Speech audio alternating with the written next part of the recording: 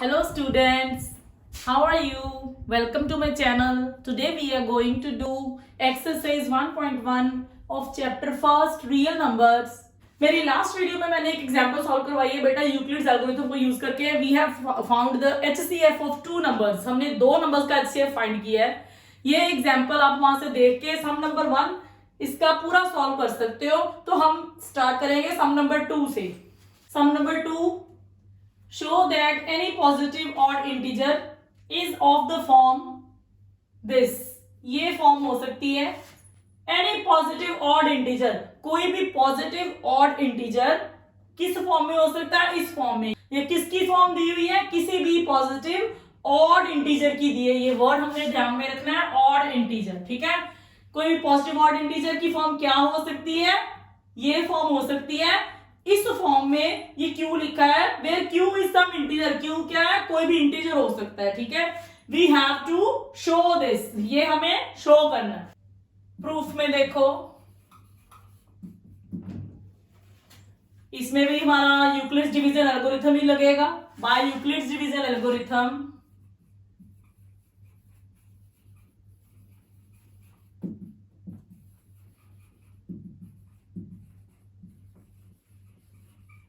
Algorithm के according क्या condition है हमारे पास यूक्लिड लेमा की? a is equal to B Q plus R. ठीक है, एयर b क्या है बेटा? देखो b क्या है? 6 दी है. हर एक जो भी उसने नंबर कहा है कि शो करो, ऐसा हो सकता है पॉजिटिव ऑड इंटीजर. हर एक में b की जगह क्या है? 6 है. तो इसका मतलब b इज इक्वल टू 6. हमारे पास b 6 है.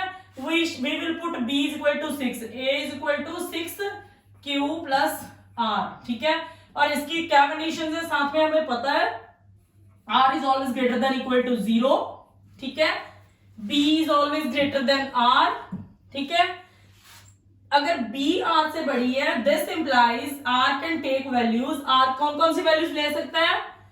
0 के इक्वल है 0, 1, 2, 3, 4, 5. 6 ले सकता है? नो. 6 बी की वैल्यू क्या है? 6 है. ठीक है, तो 6 क्या है? बी हमेशा ज्यादा होनी है आर. मतलब यहां तक ही लेगा, 5 तक. इसका मतलब आर जो है वो वैल्यू सिर्फ ये वाली ले सकता है up to 5, not 6. 6 is not included. ठीक है, अब आर की वैल्यूज हम पुट करेंगे तो देखते हैं हमारे पास यहाँ पे क्या आता है. इसको हम नंबर दे देते हैं फर्स्ट. ठीक है, for convenience put R is equal to 0 in first. First में हमने आर को 0 पुट किया. क्या आएगी value? a will be equal to 6q plus 0. We will get a is equal to 6q. ये आ गया फर्स्ट. अब फर्स्ट में क्या पुट करना है? फर्स्ट की फॉर्म अब ये बन गई a is equal to 6q. ठीक है, now put r is equal to 1. 0 के बाद कौन सी वैल्यू? r की 1. तो a क्या आएगी? We will get a is equal to 6q plus 1. ये किसमें पुट किया? In first. Put r equal to 1 in first. First में पुट किया, a की वैल्यू क्या आ गई? 6q plus 1.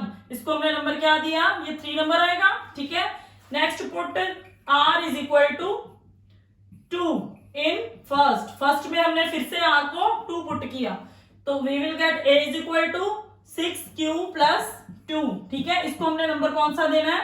थर्ड के बाद fourth. Now put r is equal to 3 put किया, 2 के बाद 3 फर्स्ट में इन फर्स्ट इक्वेशन. ठीक है, तो we will get a is equal to 6q plus 3. इसको we will write fifth equation. ठीक है, इसके बाद again put r is equal to कहां तक? 3 तक गए हैं. 3 आगे भी वैल्यूज है r की 4 in first. We will get a is equal to क्या आ गया हमारे पास? 6q plus 4. ठीक है, इसको हमने नंबर क्या देना है? ये कौन से नंबर? 6th नंबर की equation. Again put r is equal to 5 in first. First में 5 पुट किया, इसको ठीक से लिख लें यहां. 5 पुट किया तो क्या आ गया? a is equal to 6q plus 5. It is equation number 7. ठीक है, 5 के आगे कोई वैल्यू नहीं है r की, because r is less than b और b 6 है.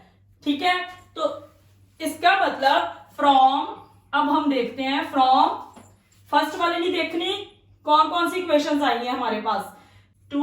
इक्वेशन नंबर 2, 3, 4, 5, 6 एंड 2 से लेके 7 तक जितनी भी हमारे पास इक्वेशंस आई हैं, ए की वैल्यू वो दे रही है, ठीक है।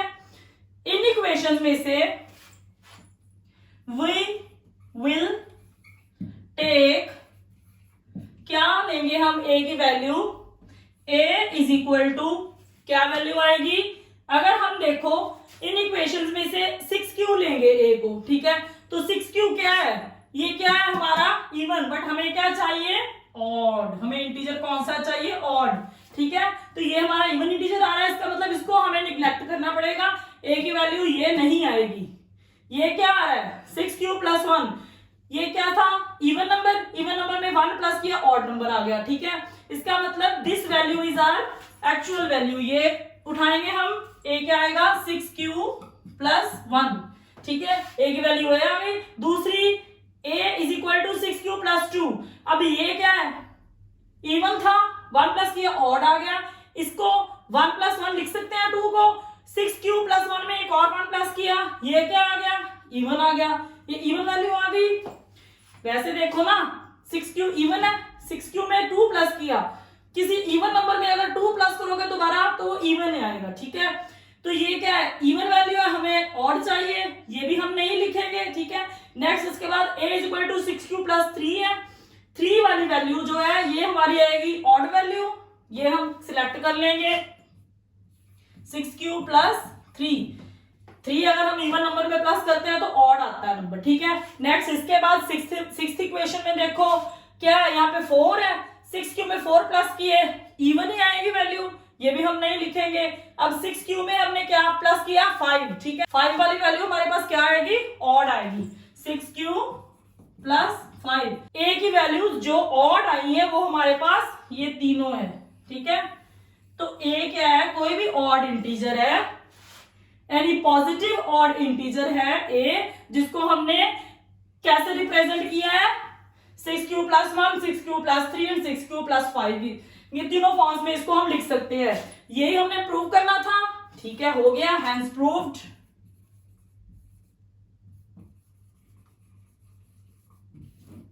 ठीक है बेटा, यहां पे we will take odd values लिख लो।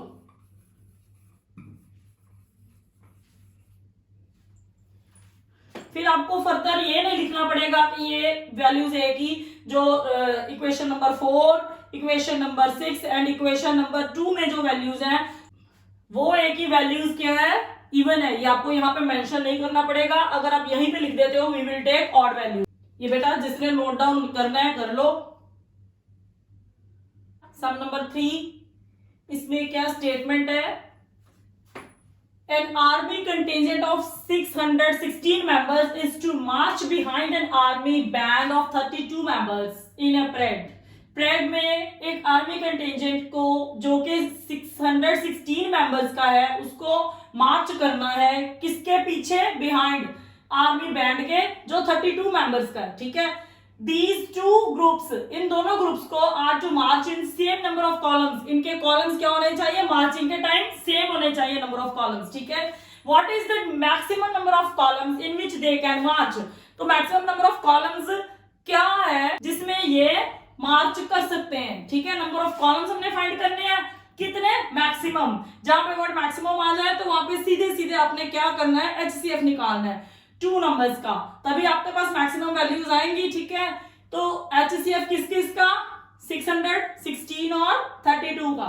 Here we have to find solution HCF of 616 and 32, ये हमें फाइंड करना है। This will be our required answer HCF, ठीक है। तो ये आपको मेरी लास्ट वीडियो में एग्जांपल बताई थी कैसे HCF फाइंड करना है, ये आप वहीं से एग्जांपल देके बहुत इजीली इसको आप सॉल्व कर पाओगे, ठीक है। इसमें हमने यूक्लिड डिवीजन एल्गोरिथम को यूज करना है। हिंट दे देती हूँ इसका, हेयर A क्या है, A is because A is always greater then B, तो हमें A क्या लेनी है 616 और हमारी B क्या है B इज इक्वल टू 32, ठीक है। तो इसमें आपके पास R की वैल्यूज आती जानी है फिल करके, तो देख लेना ये सम बहुत इजीली आपका सॉल्व हो जाना है।